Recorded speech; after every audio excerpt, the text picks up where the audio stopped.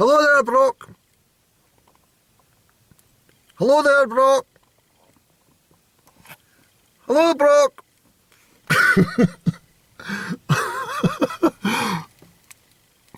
Well, it's the 7th of January 2023. I'm pointing the camera up at Crieff, or Crieff, as I often call it. Well, I call it all that all the time. I might put the engine on intermittently to clear the mist. It was a dreadful one yesterday. I've tried to speak to the camera and it's just the wrong time. So I've loaded stuff about 1350. Hopefully you'll find that interesting. I'm certainly quite amazed by it. Have a look, please do, and you probably think I'm insane, but I'm not really bothered about that because it's my personal journey. And as I say, a lot of people put stuff on YouTube, and well, even just on a daily basis, a lot of people do things, they're like, well, right now somebody's probably standing on some terrace thing after paying hard-earned cash to stand and watch 20-odd people kick a ball about for an hour and a half. To me, that's insane. I don't find any enjoyment in that at all. Maybe when I was a child, but certainly not as an adult. Anyway, we're going to talk about something a bit more cheerful today. I came up, it's just after 2 o'clock. It's almost 25 past 2. And you don't get much daylight in the winter. And of course it nips over the southern horizon quite quickly, so unfortunately we're not going to get much sunlight onto Crieff this afternoon.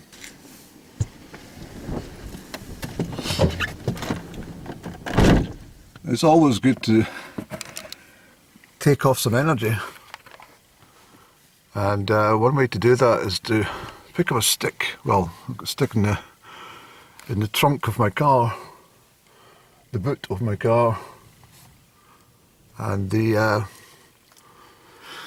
what it does is it takes away all that bad energy, unnecessary energy which surrounds you. You can also brush it off if you don't want to do anything too energetic. Just take your hand and brush down your sleeves and your front and whatever you can, and brush away bad energy. You pick up energy just about everywhere you go. And if you encounter any low vibrational people in your day, then you're definitely going to pick up their energies. That's without fail. And then also, another good way of removing bad energy is standing under water. So take a shower and remove the bad energies from you. It's all part of a healing process. I kind of try and help my up and down friend about healing, but I don't think she wants to heal. I don't think she's in the mood to heal. Although she was sending me some terrific energies this morning, just about 8 o'clock. Very pleasant, actually. Normally she does different. I tell you what it is. It's definitely a up and go situation. No, an up and down situation. Bear with me, I'll put this fan heater on.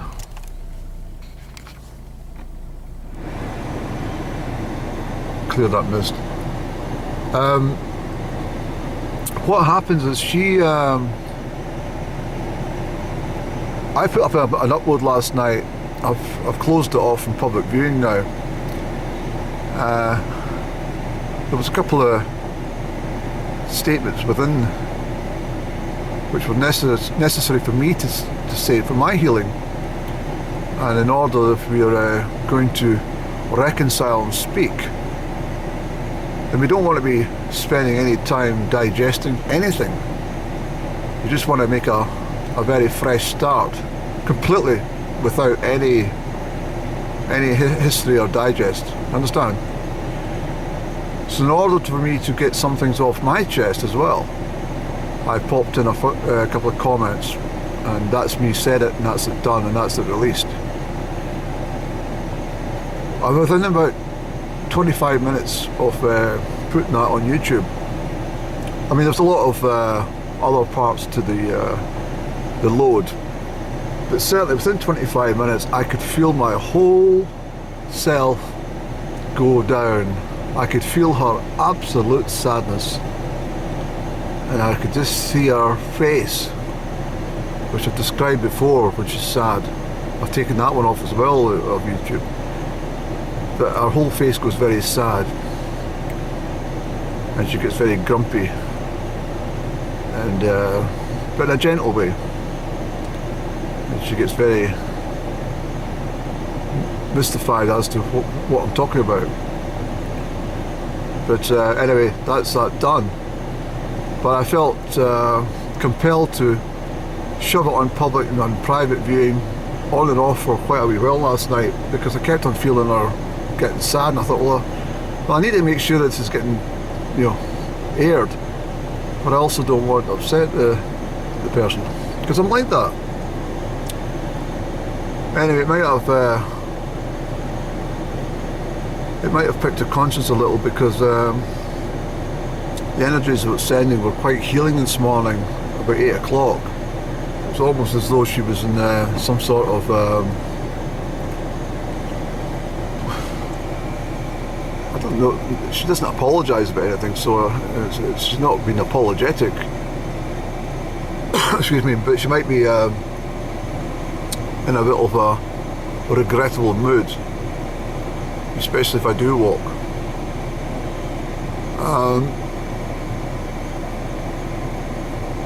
I said I was going to make an upbeat conversation, but this is probably just as important. So anyway, this up and down stuff that we have is it's no coincidence that I call her up and down, because that's exactly the way it is, and it's always been that way. And when she's up, I can feel her energies when they're up, and when she's down I feel it also down. We mirror each other. She could be standing in central Melbourne in Australia, and I could be sitting in Anchorage in Alaska, and we could still feel each other's energies, still glance into her eyes, and she likewise. I'm sure it works both ways. She knows exactly what I'm thinking. In fact, she's an expert at that. She's very good at even at distance know exactly what I'm feeling, and I consider she plays upon it a little bit, because she'll know when to manipulate and annoy. But I think that overall is a female thing. I was also thinking when I was coming through the Glen, because I switched off that radio station on a Saturday afternoon. I've mentioned before, it's drivel, because it concentrates on sport. So I was just sitting, I thought, I'm not going to bother playing a CD, it'll probably upset my afternoon. I have mentioned that music, it's, and I was thinking about lots of my exes now. I used to say to them, my ex-girlfriends and stuff, I used to say to them, I found this about females, is they seem to know the words to songs without having the lyrics in front of them. And I can remember one of my girlfriends, and she was a big fan of Erasure at the time, and I said to her, how on earth could you know the words to that song? Because I could listen, I could slow it down even, and I couldn't pick it up. And I think it's a female thing. I don't know if they've got a special devices built into their hearing system, because they're going to be, like, most of them hopefully will go on to bear children and stuff, and I'm quite sure that there must be some sort of device that they've got, so they can hear the the baby crying in the middle of the night, for example. So there's an amplified sound that they get, and or even if the child's maybe fallen over and hurt its knee in the back garden or something, they'll be aware of that. So I think that's why there's a connection as to why females are able to know the words to, or the lyrics at least, of songs where males would go, I think I got a couple of words out of that whole song I understood. No, I think we've cleared a wee bit, Andrew, on the windscreen. But, the wind, well, let's not talk about the weather, Andrew. Sometimes myself and Up and Down, if we're sitting opposite each other, and there's that moment where there's no conversation, which is, I don't personally think there's anything wrong with that. I don't think two people should be racing ahead of each other in conversation in the first place. So if you get any breaks, this applies to everyone, not just couples or friends or that, But I think that if there's a break in conversation, it's a good thing, because it gives each of the parties a chance to digest what the other has just said. It also gives a bit of a breathing space, because I think when you're both racing over each other to try and speak, nothing is established, nothing is spoken, is remembered. And I also feel that, well, for example, if you anticipating what the other person's about to say, then you're also anticipating what you're about to say in response, so you're not listening. So I think conversation should be much more balanced and two-way. I did say it Up and Down jokingly, but I kind of meant it as well. I said, why don't you take the floor for a short while and speak everything you want to speak about, and then allow me to speak, because I never seem to be able to finish any sentences when I'm in your company. I never got a chance to fulfill. I used to come away from our home and think to myself, I've not actually concluded any part of any conversation that I was going to have today, because it was rudely interrupted on so many occasions. And although there's a lot of good laughs involved, it still leaves a little bit of was anything established in that conversation? No, because we drifted on to something else very quickly. And I also suggested that it might be a good idea for both of us to sit with a flag, a red flag each. Red flags, no pun intended, because there are a lot of red flags that I saw, but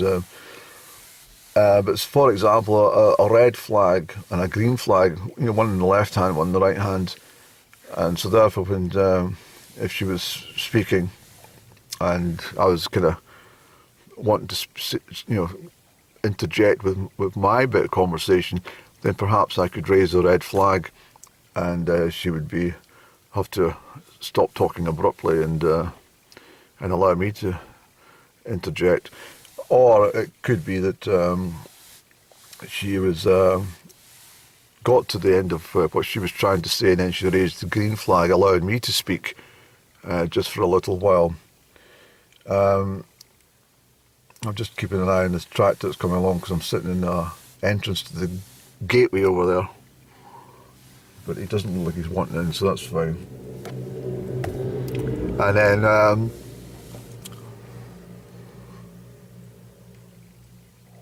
I think if we had that set up, Up and Down, I've got a good feeling that she would probably ridicule the whole thing by raising the red flag just as I went. And I'll tell you, something like that, or remember, or something like that, and the flag would go up. Or perhaps you would raise the red flag and the green flag at the same time and create real confusion for my brain, so I wouldn't know if it was coming or going. But as I said earlier in this vlog, I mean, probably to the majority of the people, even though there's not many big numbers, I'm not bothered with that. But anyone must be thinking, what on earth is this situation? What is he on about? Well, anyway, I think by allowing the passage of time and some clearance on certainly the things that I've said and loaded, there should now be scope and opportunity, at least for some sort of headway on reconciliation. If there's not, then there's nothing I can do about that. And as I said already, I'm not prepared to sit twiddling my thumbs waiting for some response. I'll be doing my own thing, whatever that may be, and no one will be able to find out because I'll not be making it public. I'll be doing what I'm doing. I get the feeling that we're going to get more snow. The winds are coming from the southwest at the moment, but they're very cold southwesterly actually. The air's very cold, so I think we'll get large accumulations of snow in January. I'm almost sure of it. Huge accumulations of snow.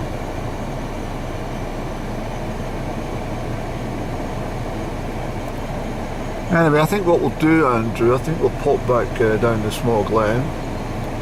I was very pleased that the council responded to my request to get the fucking potholes filled in. They weren't potholes, they were actually craters.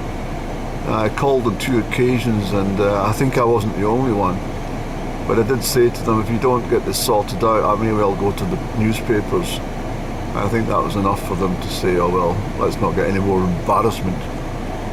I wasn't trying to embarrass the council, I was trying to embarrass the Scottish Government, who are totally inept on every single matter. If you can't even organise road teams to fill in there shouldn't be any potholes. If somebody from Bears Scotland, well, I mean, in fairness, Bears Scotland, they deal with trunk roads, don't they? But when it was the municipal councils, not saying when or when, but the municipal councils, which were operating until the mid-70s and even later, had road teams who were out and they knew everywhere.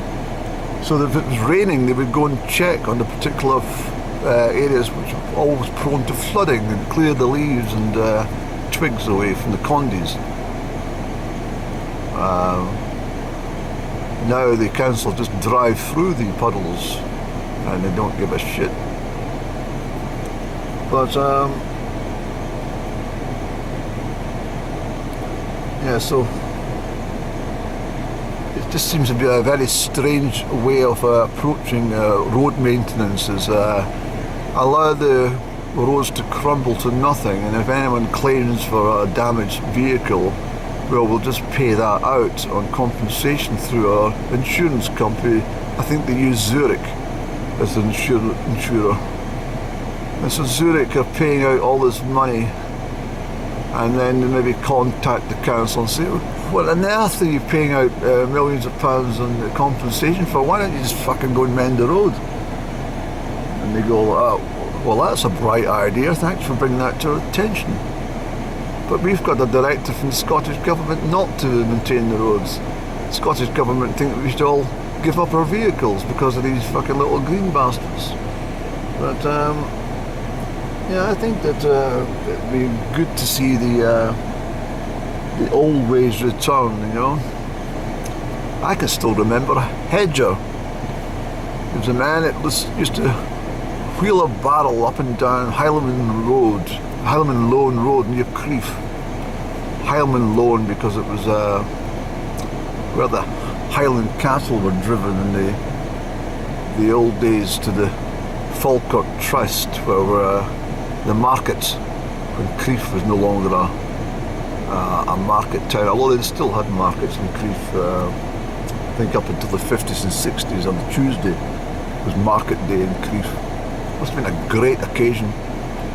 But my grandmother said to me that they used to sell girls and boys at the market back in the Edwardian times to go and work in big houses, and you know, butlers and gardeners and scullery maids and stuff like that, and you went to the market and you bought them. Slavery. But well, I think they worked about 362 days a year, and they got Christmas off and perhaps their birthday off or something like that. But why am I diversing down that route? I don't know. Yes, the hedger at Highland Lone near Crieff. And as I say, the Highland Lone went straight down over the River Erne at Dalpatrick Ford and weaved its way towards the Ochils and through to Kincardine and Falkirk, but to Falkirk Trust.